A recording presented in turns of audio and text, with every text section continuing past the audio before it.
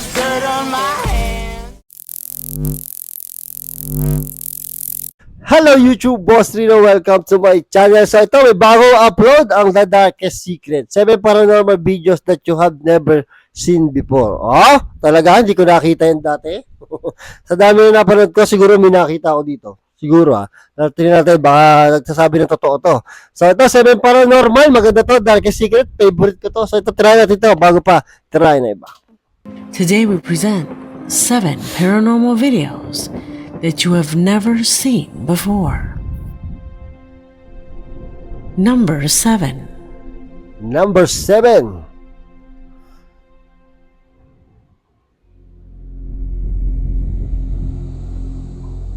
We begin this investigation with a disturbing Ganun, nakakatakot ang intro ni intro pa lang tsaka sounds, natatakot na ako kay Darkest Secret. circumstance experienced by a subscriber who in her email says that one day while she was feeding her chickens at home, she noticed that something odd was happening to them. For some reason, they were restless and at times even violent with her. So she immediately took out her camera and began recording to later show it to the rest of her family. Only moments later, she would understand what for her was the reason for that behavior. Observe. Observe. Que estos pollos tan incontrolables. Ay, esta vaina no se quiere cerrar ahora. Los pollos eso. Wow. Wow, wow, wow, wow. Kamay? Mira! Gago, ang bilis na wala. Nakita niyo yun? Ito.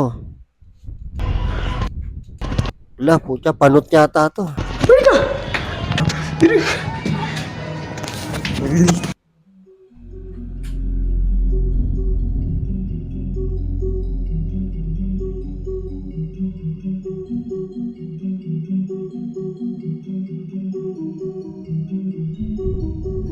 Bilis naman, kung tumakbo yun, ang bilis namang nawala nun.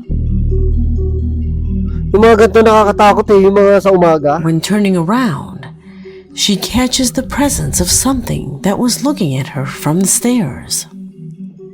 A hand and part of the face of someone who disappeared in fractions of seconds. Parang panot yun Without a doubt, a rather strange sequence. But for our subscriber, the most impressive of all is that according to her, and after an investigation, she found out that a girl had died in this house before she and her family came to live may there. namatay doon na babae dito. Bakit panot yun? Do you think it is the spirit of this minor that the camera captured? Or is it a simple hoax? Watch the video again in slow motion to see if you can find any cuts in the recording that reveal a video edit.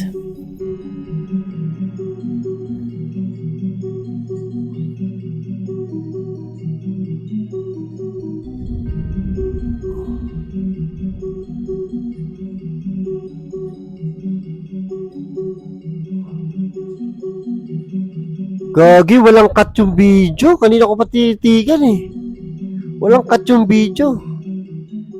Number 6. Nakakatakot siya pag umaga talaga. Mas nakakatakot siya. Po.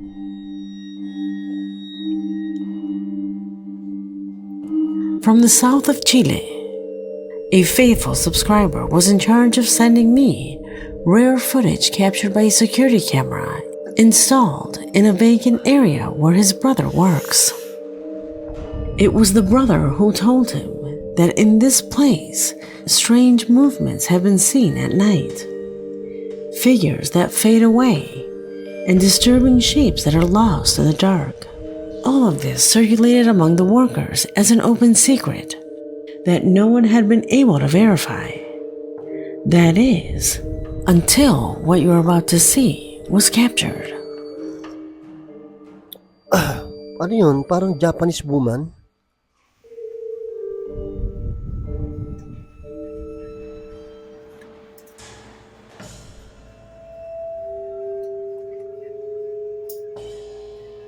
Uy, yun yun. Higante.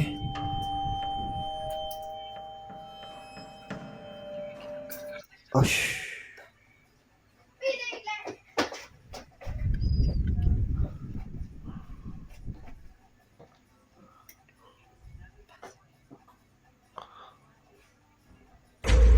Uy, ano yun?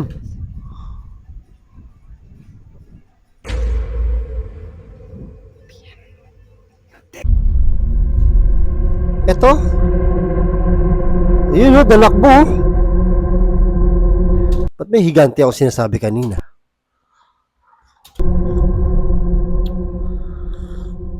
Those workers who appear in the image never noticed anything. However, the camera that was always on captured Kala ko Japanese woman to, yung may ganun sa likod. Yung pala, may buhat-buhat na sa ako. something that otherwise would have remained as a simple story. The camera records the exact moment as a figure crosses the field at a truly impressive speed. That is definitely not an animal, much less a human being. The most worrying of all is that according to Jason, this place in pre-Hispanic times was a native cemetery, which could explain the high and intense paranormal activity that this place presents. Do you Kinakabahan ako kasi cemetery, kagagaling ko lang ng cemetery kanina eh. think As in, kakarating ko lang ngayon. is the reason for the occurrence of these manifestations? Leave it in the comments. Number 5.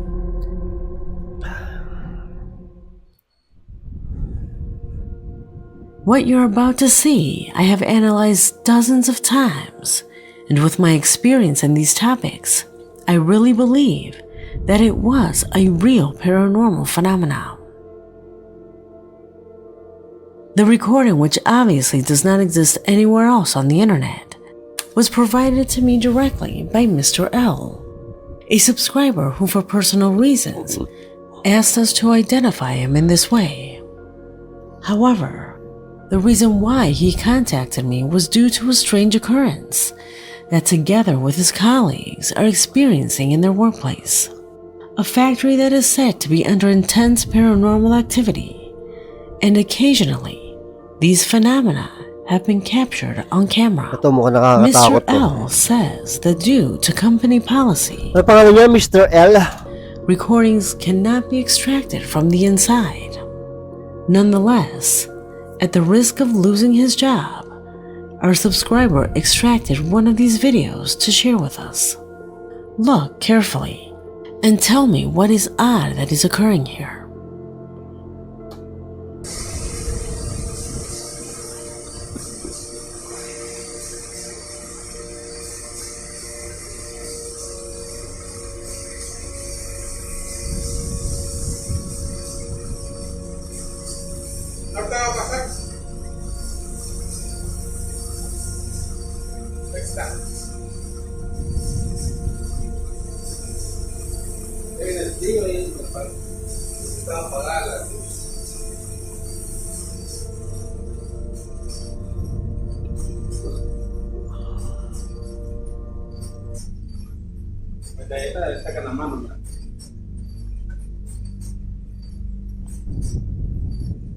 Wow, wow, may kamay.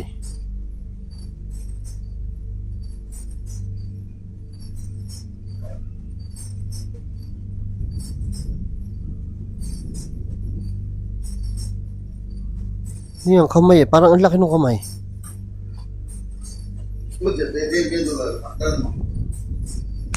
Es fantasma, hombre, es fantasma.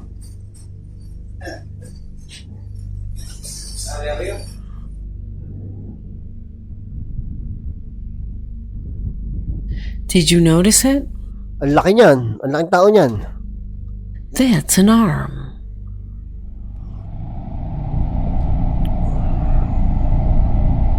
Mr. L says that it's a heavy door that closes by itself.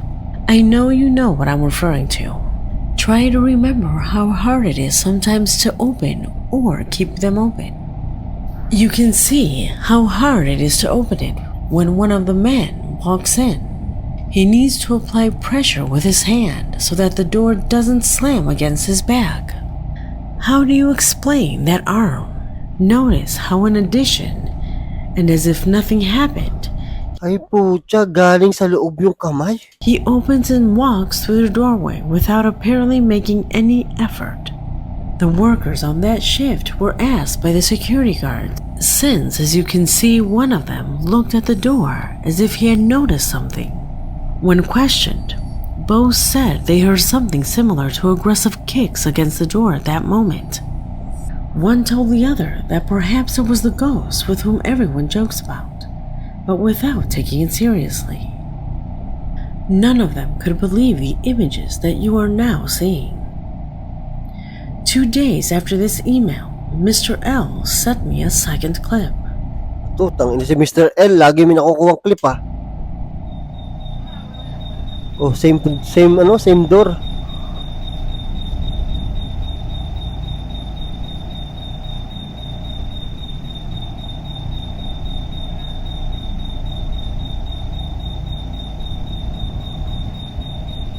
Wow, bumukas kusa po. Oh, 2 beses.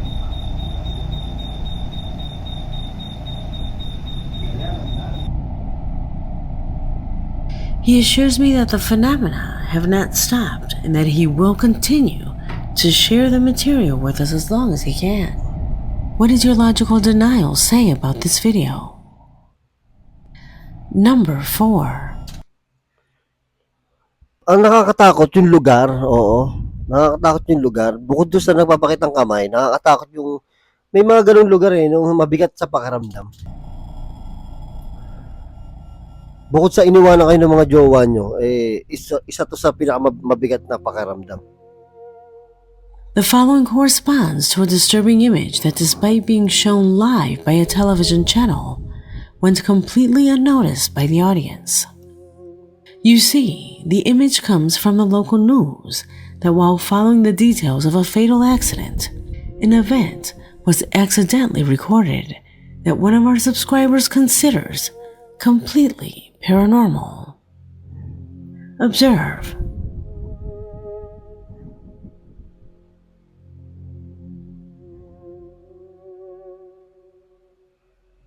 Oh, gago. Nakita niyo yun?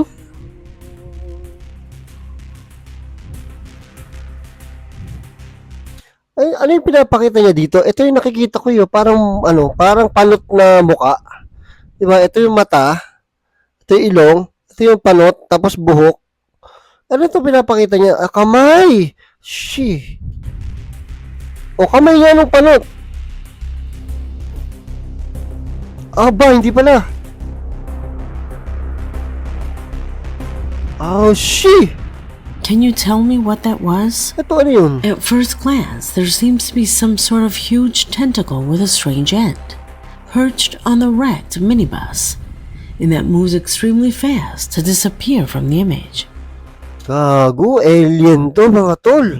Obviously, it is impossible for it to be an animal, especially since the area was closed off by the police officers and health personnel Para yung who mga were assisting those injured in the accident. para yung mga karakter sa MIB, Men in Black. How is it that no one noticed the presence of that strange arm? Ayan na, Do you know nagtatago what this is sila. about? Could it be an implement? Until now, no one has come out to clarify what was shown on the screen that day. Number 3. Alam mo yung mga alien, nandiyan lang sa paligid-ligid natin yun. Oh, magagaling lang sila magtago.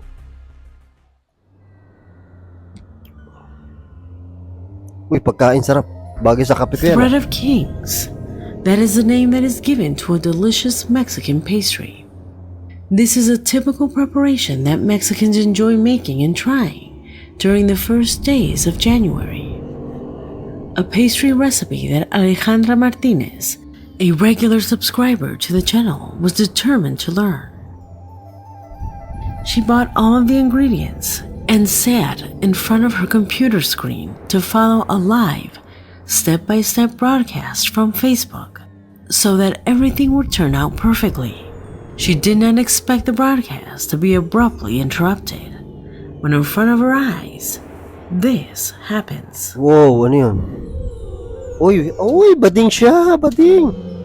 Todas las personas que tuvieran alguna panadería familiar, Oo nga, bading nga. que hicieran rosca de reyes Oh, shit! familiar, que hicieran rosca de reyes. Wow, teka, ito ang legit. Paano sumabog yun? Todas las personas que tuvieran alguna panadería familiar, que hicieran rosca de reyes. Ow!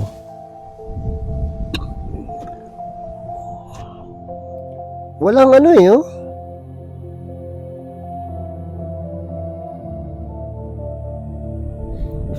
Wala ako nakita paputok doon man lang or something. Alejandra says that the young man who was recording live at no time does he manipulate nor heat the glass or anything of that sort. There seemed to be no reason for the container to literally explode in front of him.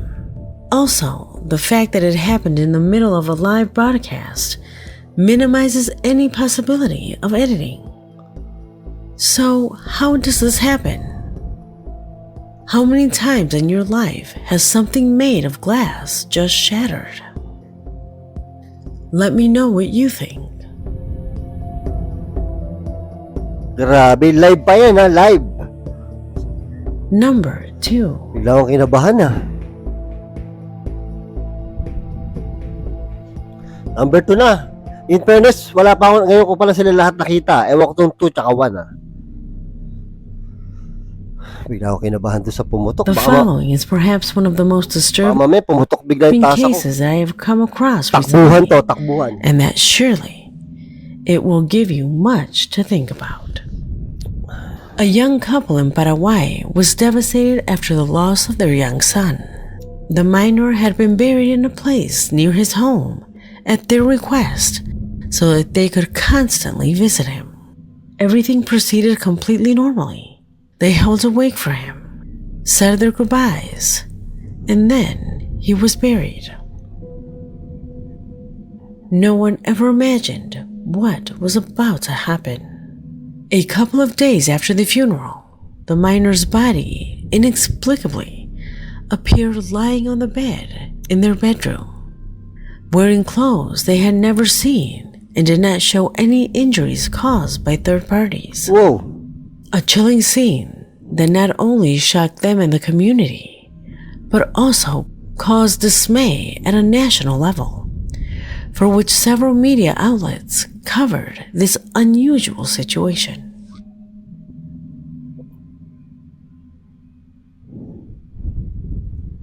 It was said that malicious people had desecrated the grave as a way to increase the sadness of the parents, but the tomb was intact, with no traces of any interaction, which is why they quickly took out the small coffin under the watchful eye of the media to see if the boy was there. Wala.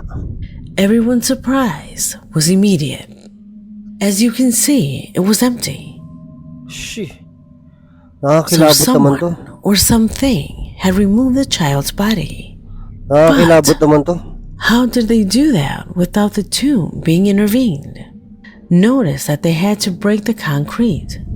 Why did they change his clothes and leave him in his parents' bed?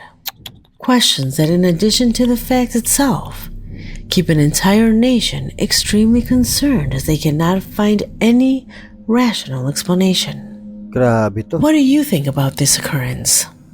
Leave it in the comments. Number 1. Grabe to. Nailabutan ako.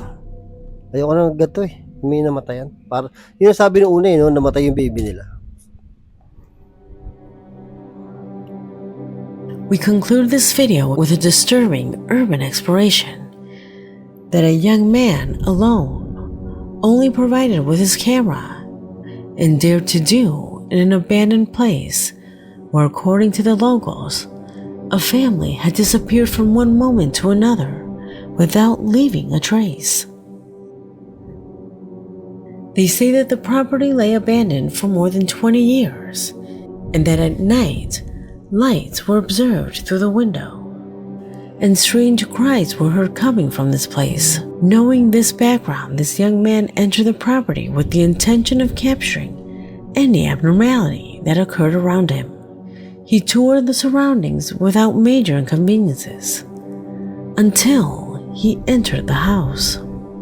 There, and according to his own words, he he would experience the most terrifying thing he's ever gone through. Watch.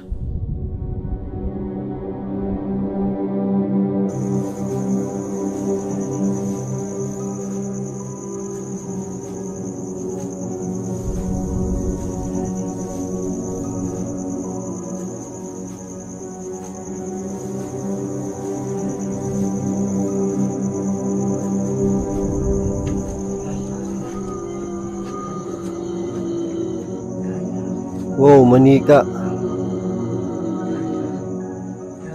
Oh, she.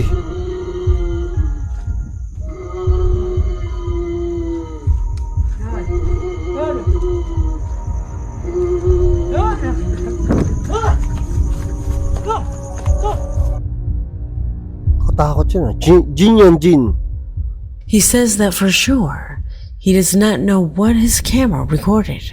He does not know if it was a person or some other being of an unknown origin, because he was so afraid that he simply fled from there. Could someone have played a prank on him? Or could it have been a witch who was in the middle of a ritual? You are the final judge of both this and the other recordings seen today, because this video has come to an end. My name is Leonor Clay. Ano ko dun sa bata? Oo, namatayan. Yung kasi yung ano pero at least buhay, di ba? Hindi natin alam kung tawag dito. Lungkot ako. Baka hindi mo na makapag-upload bukas saka sa isang araw kasi ang totoo niyan ay kamamatay lang ng mama ko kanina umaga. Tapos galing ako sa lamay ngayon at gawa lang ako ng isa para medyo maiba yung ang utak ko pero naalala ko So yun yung dahilan baka daw mapag-upload bukas sa isang araw.